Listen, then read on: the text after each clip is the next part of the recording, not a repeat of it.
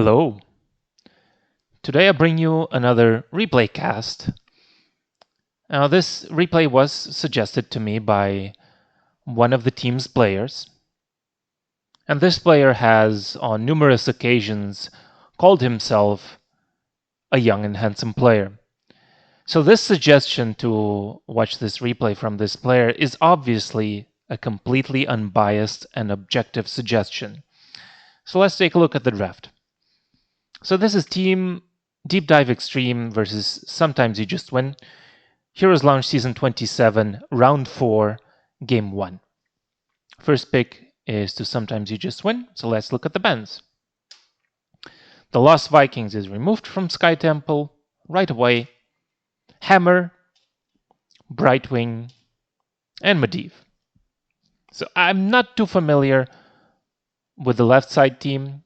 I'm somewhat familiar with some of the things that the right side plays, and I know that Hammer and Medivh are pretty high up there. Anyway, let's look at the first pick. Blaze, very solid, common pick. Responded with Dahaka and Rhaegar. Good wave clear right away. Two very teethy heroes, so you know they have the ability to bite this game and take it to the win. Now, Anduin and Falstad are locked in right after that. Very solid heroes as well. I will say that the right side really doesn't have many teeth, so I'd give the advantage to the left side right now. But let's look at the following bans. We have Johanna, very strong wave clear, just don't want to deal with that. Also, Blaze Johanna is just a very solid front line. And Chromie is removed from the other side.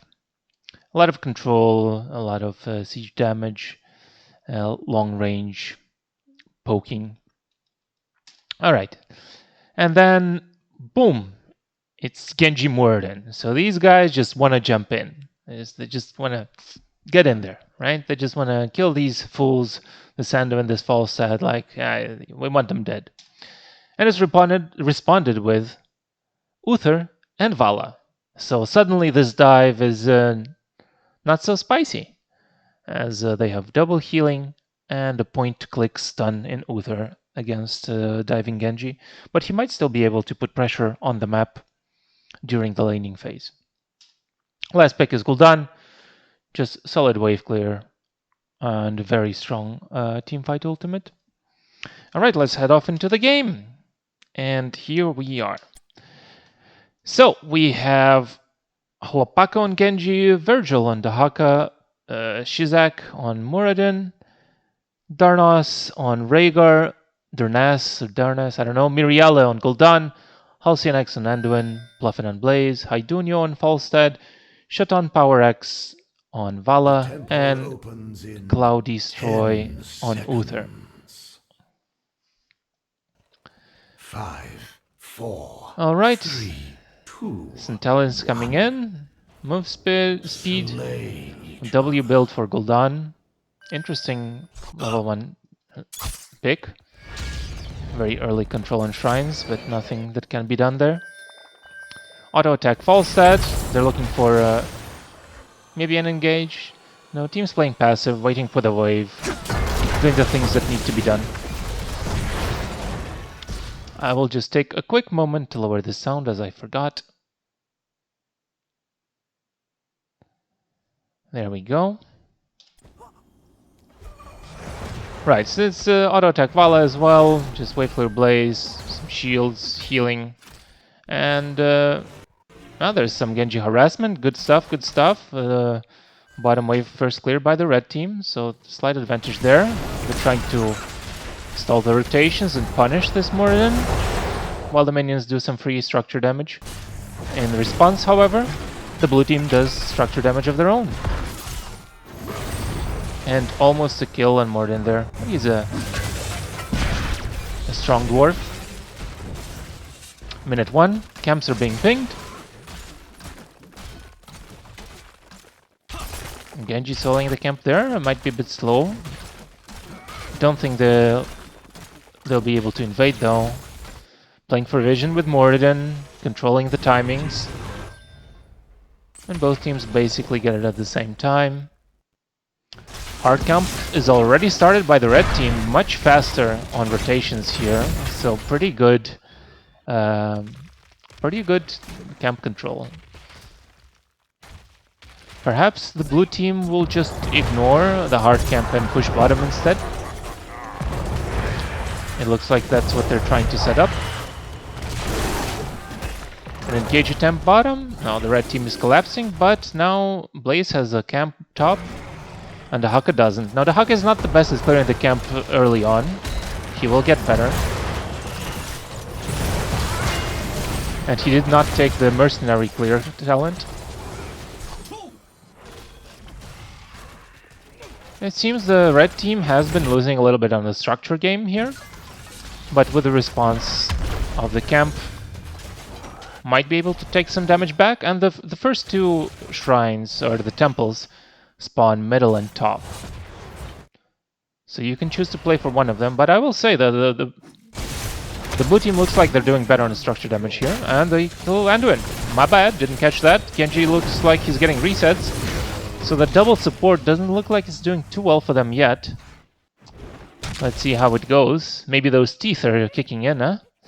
Like they are just biting stuff. A lot of structure damage being lost. Very good push pressure being set up by the blue team. So getting the advantage early with some experience. I believe I did forget to set up the talent screen, if I find it.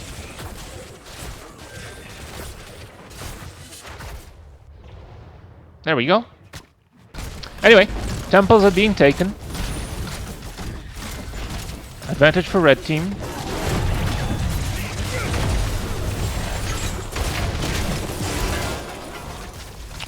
But the blue team has level 7 and they look like they want to collapse before the enemies can get their talent advantage.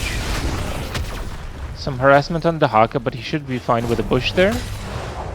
Top temple is taken, and this should look to convert into a fort there, while the red team should not be able to get the fort, as there is still a full wall taking the damage from this temple. So despite doing poorly on camps, the blue team takes the structure advantage early on. Red team is trying to punish, very aggressive Falsad. The team decides to collapse and it looks like they get a kill. In the meantime, Uther's getting killed, but he will be a ghost that can heal. No free experience there yet. Structure damage there. A little bit behind on XP, the red team is. Very good harassment on that rotations. Double heal is kicking in though. The sustain is visible. They get 2 counter kills, while the blue team were the aggressors. And they might be able to get this. He already jumped out, and they do. Now let's look at the deaths. So Vala has not died yet, which is very important because we're stacking auto attacks, right? We don't want to lose those stacks, this gambit. So a fairly even game, even though there is an advantage of structures for the blue team. I believe we won't have too much of an advantage with level 10s, as the soak is completely rectified now, is it not?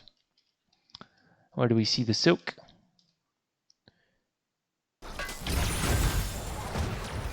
Very much ahead on the blue side in minion XP, but they lost some deaths, so it's evened out. Now they did finally take that camp to set up for the second temple. Falsad is far away, so that he can fly in when needed. They already set up the clear bottom, and they're already pushing here.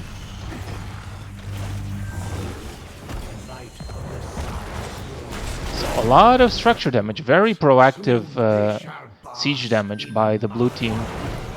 Team DeepDiveXtream, and they look like they do want to dive very deep for this fort. They're just focusing the fort, not the heroes. More than is forced to use the ult to stay alive as he was taking the fort. So the defense is set up by the blue team. Both teams have level 10s. Nobody pressed the R button yet. But looks like we're cooking a spicy fight. Had to abandon the top lane to join and defend this fort though. So this wave is doing some damage there. It's a bit unfortunate. And Falstad is trying to back off. Ults are being used. Fear, Light Bomb, and Gust.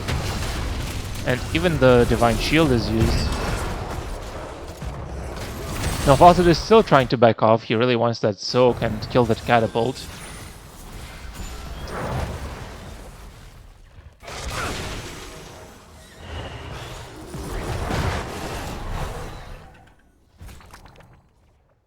In the meantime, Temple is controlled by Team DeepDiveXtream. The Hawk is a bit out of position, and he might be still dead as he didn't go into a bush. Nope, but the blue team decides to respawn and Genji is having fun now with his ult, but he gets locked down. Double support is there, and it's a big impact in these team fights. Once it's 5v5, it's very hard for the blue team to get kills. Oh, that's a sneaky cancel on that blaze stun. I still haven't been able to grab the minion XP, so there's a lot of control done by Team DeepDiveXtream. And while Team SometimesYouJustWin kind of want these fights, they haven't been able to control the waves as well. Like you see, the whole map is pushed out against them. They lost 3 forts, so the passive XP will be very significant over time. So I would say the blue team is in a very good spot right now, even though they're a bit behind on XP just from, I assume, hero kills again. It looks like so, yes, just mostly hero kills. So we see the team strength, right? Push power is for the blue team, while team fights is for the red team with that double support and a lot of control for fights, a lot of tools. Genji was just AFK there for a little bit.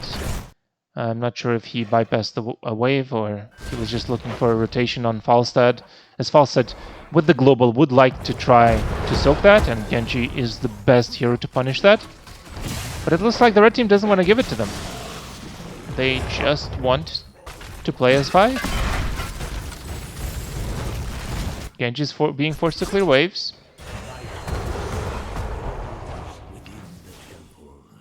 Let's look at those APMs. Oh, this Anduin. Brother, calm down, Anduin. Halcyon, what is this? Calm down. Stop clicking the map.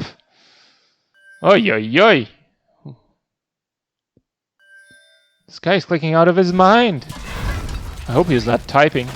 Anyway, back to the game. The boss has started. They decide they have much better control for boss with Gust, and the fear from cooldown might not be enough, so they decide to give it. And instead focus both temples as they have a huge lead in structures, and giving this boss is fine for them. Murden is forced to get out, is being put in a bad position, and you see how much map pressure the blue team is doing. They just don't really want to fight. They just want to pressure the map and win the game by killing structures. Falstad being harassed. Genji doing what Genji needs to do, but he does take damage from the fort there. And you see how much structure damage this is. This might be a keep. If Falstad is not able to clear the catapult, I'm pretty certain this keep is gone. Yes, it is. There's a big fight happening bottom though. A very good fear, very good disengage, and it might save more than it does. So with 2 heroes, they will be able to protect this keep, but the fort is gone. In the meantime, they decide to push for core. That's it's a very, very, very risky and aggressive play. Will it be enough? Core does a lot of damage here. I don't think they have a self-sustain. It is a very, very aggressive call here. And so now they're trying to stall and try to end the core. The wave does not do enough damage as there is not a catapult there. It's only 11 minutes into the game. So the blue team is only trying to stall them. I don't think they have enough sustain. Yeah, it's not enough. It's just not enough self-sustain. Both the heroes and the core scaling, and it's just with 2 heroes, they don't have enough sustain if they can't kill Falset right away there. If they kill Falset, I think they can win the game there. So very well defended by Falset with that self-sustain. Keep is being traded, and Falset will join them, and he looks like he's flying. He still has... Does he still have Gust? No, he does not. He had to use it to defend. But they might look to end the game with 10 seconds on the timers there. And they're trying to all focus core. The call is in. All core, everyone core. Big fear. This buys them a lot of time. Bunker is there, but Anduin is gone. And it looks like this game will keep going. I don't think they can end anymore. The fear was very, very big there. I don't think they'll be able to end here. It's very, very spicy. Divine Shield is there. Oh my god, the Divine Shield. I got too excited. Very good Divine Shield, and Vala lose the stack at the end, the Gambit stack, to end the core. Very, very well executed. Actually, both teams playing very aggressive, but in the end, the double support prevails. GG, well played.